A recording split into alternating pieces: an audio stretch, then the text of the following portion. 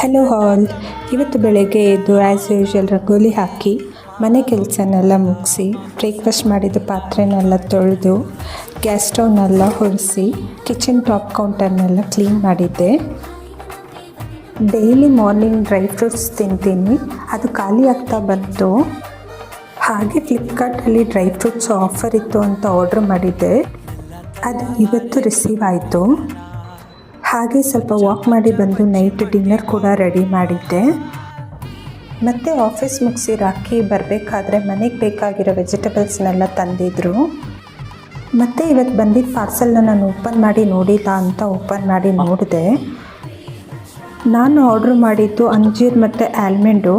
ಅಂಜೀರ್ ಬಂತು, ಬಟ್ ಆದರೆ ಆಲ್ಮಂಡ್ ಬದಲು ಯಾವುದೋ ಡ್ರೈ ಫ್ರೂಟ್ಸ್ ಮಿಕ್ಸ್ ಬಂದಿದೆ, ಸೊ ಅದಕ್ಕೆ ರಿಟರ್ನ್ ಹಾಕಿದ್ದೀನಿ. ಓಕೆ ಗೈಸ್, ಇನ್ನು ನೆಕ್ಸ್ಟ್ ವಿಡಿಯೋದಲ್ಲಿ ಸಿಗೋಣ. ಬಾಯ್.